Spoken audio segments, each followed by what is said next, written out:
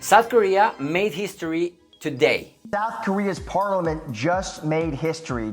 South Korea is the first country to pass a bill against Google's and Apple's monopoly on App Store payments.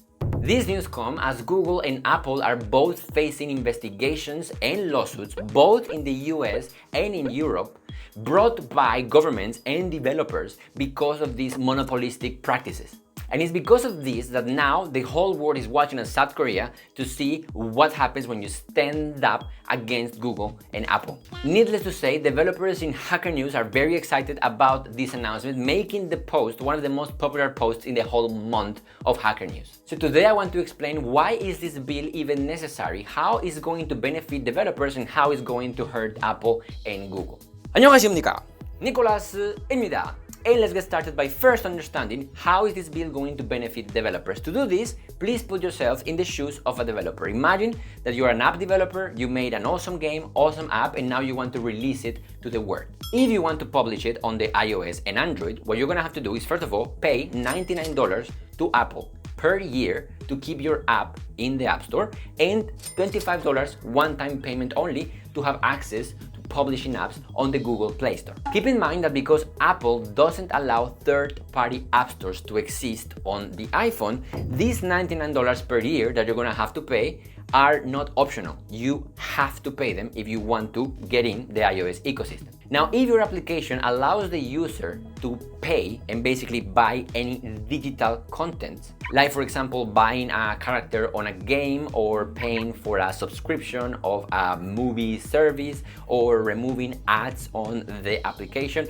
any digital purchase will have to go through the iOS and the Apple payment systems. For every dollar that your application makes, Apple and Google are going to take 30% commission fee. Because of lawsuits and political pressure, both Apple and Google have created this small business support program where if you are making less than $1 million a year on their app stores, they're not going to charge you 30% commission, they're going to charge you 15%. Now keep in mind that on the payment processing industry, the average commission fee that other credit card providers will charge you is between 1 and 3%. So maybe you as a developer don't want to be paying 30% to Apple and Google. So instead what you do is you try to go and look for another payment processor that charges you 1 to 2%.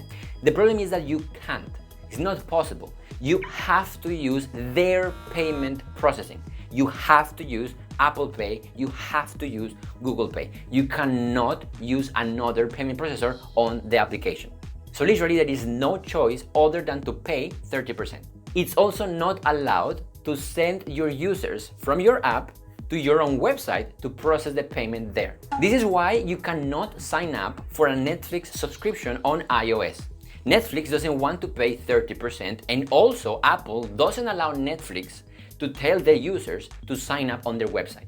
As you can see, this can already be seen as monopolistic behavior because if you think about it, Apple controls the App Store because they don't allow other app stores to exist. They control who gets in the App Store because you have to pay them as well. And they also control the payment processor of that App Store, so you have to use that because it's the only one and they charge you 30%. If you believe in the free market like I do, you could say that Apple deserves to be able to set the rules however they want. They deserve to make money from commissions in a 30% rate.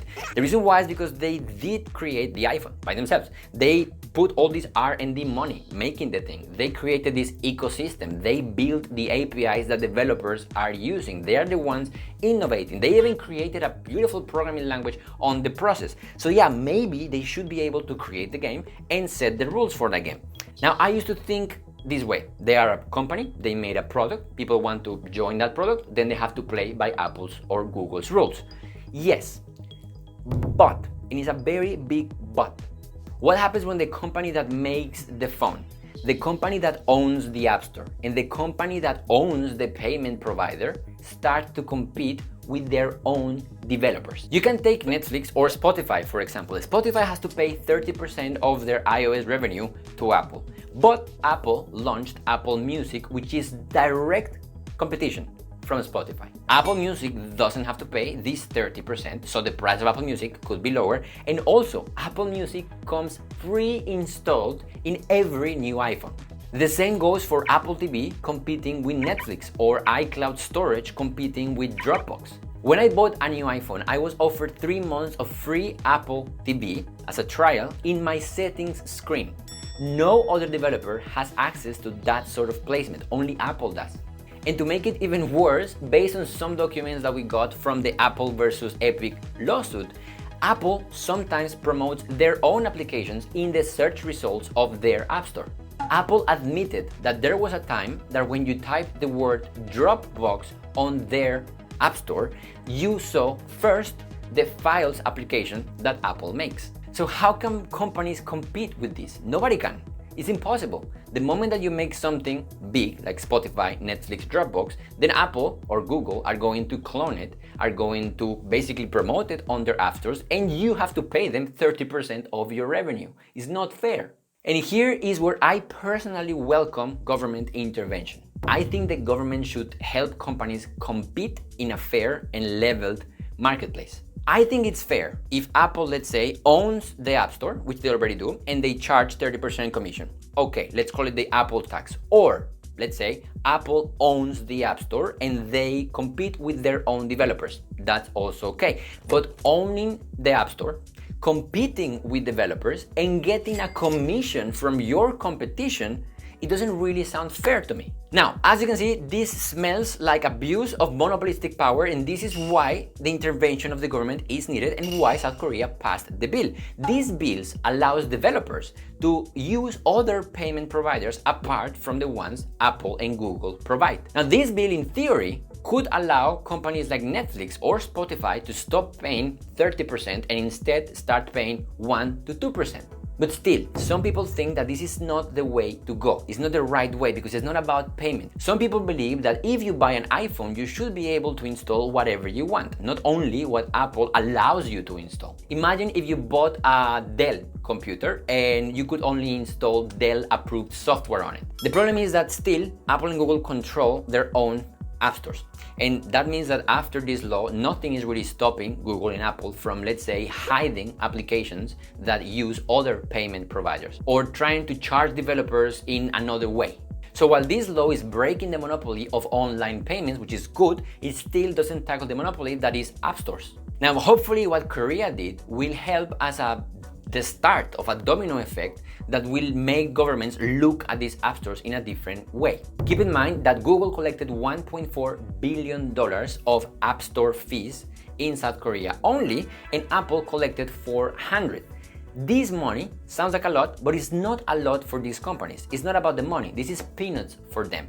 The important thing here is not that Apple and Google just lost all this revenue. Maybe they won't. It's about the precedent. It's about a government standing up against these big corporations. Now, Google said that the fees are what keeps Android free, that without this App Store fee, they couldn't maintain this whole ecosystem. But we all know that Android is free because they just want your data. Your data is way more valuable to them.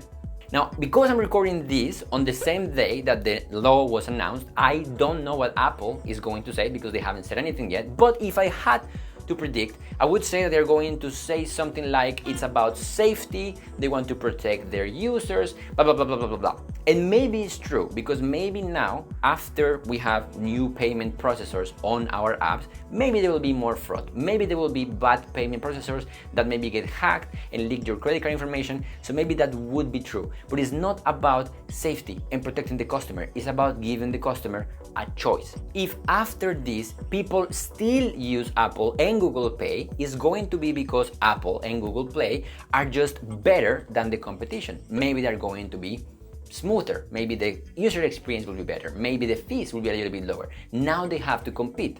Now people are not going to use Apple and Google Pay because they have to, instead because they are good. While editing this video, Japan just announced that they are going to also force Apple to allow developers to put a link to their website so people can sign up and pay in developers' website. This is huge. Japan is now following what Korea did. Now it's your turn to tell me what do you think on the comments of this video. Do you think it's fair that the government is going inside of companies and telling them what to do, even though the company was the one that built everything? Do you think maybe Apple is too big and they're being a little bit mean to all their competition?